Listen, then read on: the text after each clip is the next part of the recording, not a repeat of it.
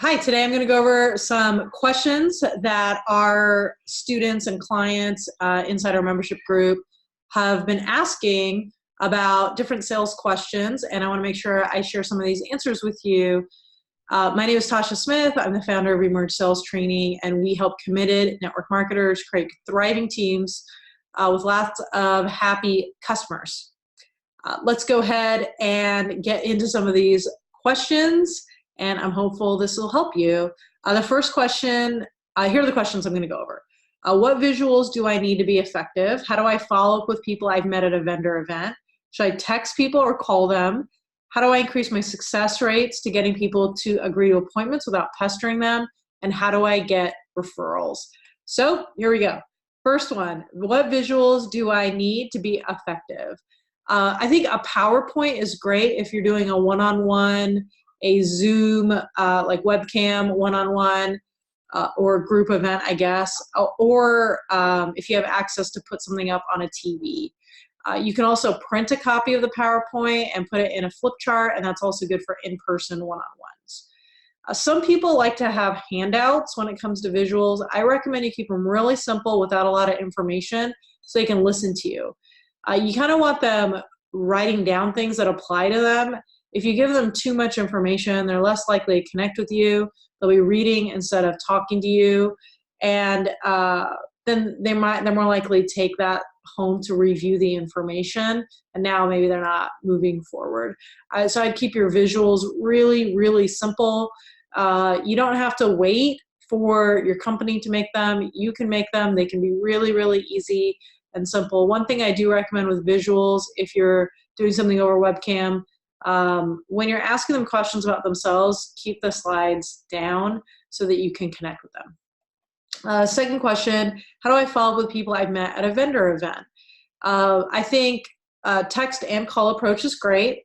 So you can text them, let them know. You'll call them in a minute. Hi, this is Tasha. We met at such and such vendor event. I know your health is important to you, so I wanted to reach out to you to see if we could chat further about your goals and problems. I'm going to call you in a few minutes. I just don't want you to think I'm a telemarketer. And then when you actually reach out to them, you can, use a similar intro and just say, usually what I do, set up a time to go over your health goals, a little about the company, the most popular kits. My pro will take about 30 minutes. You don't have to get anything, but if you do something like, of course, I'll help you order it. Is that something that would be helpful? And that should be good to go. Now, just a note, the best people, it's really best to schedule people at the event using your calendar because then it's less follow-up. Another note, if they entered with, just to enter a raffle, they didn't actually say they wanted to meet with you, then that's going to be a little bit different approach. Just acknowledge that in the beginning. Hey, I know that you just entered in a raffle. I would just want to follow up and see, is your health important to you?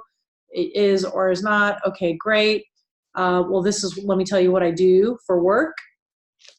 Let me tell you what my business is, and let me tell you, and then go into the appointment setting approach. So just acknowledge the awkward. Third question, should I send a text or should I call? The answer is yes. I think right now, text them to let them know you will call and then call. Why do I still believe in calling? It's so archaic. I just think it's nice and they get to hear your voice. Less people will respond, but the people that do respond, you probably have a higher bond with because it's so rare. Text is also great, so just don't get caught up in if you can't call them or you won't be able to or you're freaking out. Do the best you can with the resources that you have.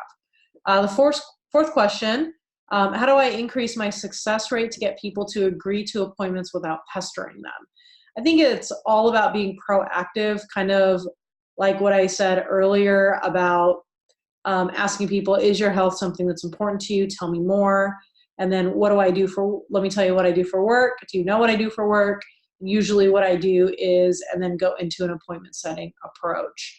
I think the pestering is probably just something that you can use the acknowledge the awkward approach.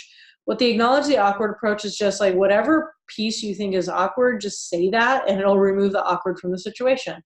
So you could just say to them, I don't want to keep pestering you. Is your health important to you? And you just kind of get that big elephant, acknowledge the elephant in the room. The fifth question was, how do I get more referrals? And it really starts by shifting the way you think about it. If you're asking because you need referrals or Tasha told you to get referrals, that's going to mess with your head and lead to poor results. They're going to think something's off.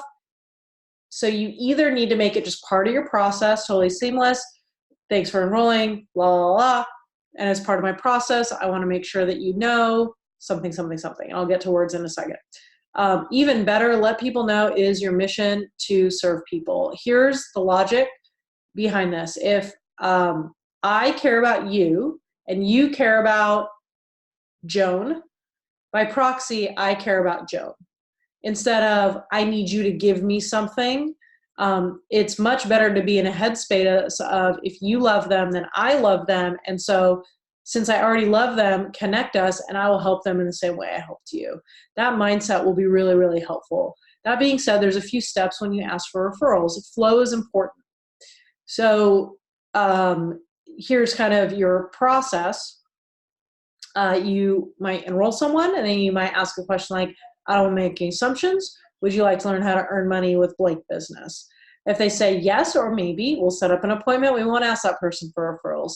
If they say no, then you say, okay, well, how did you enjoy this appointment? We're going to transition into a referral approach. Tell them why you're asking.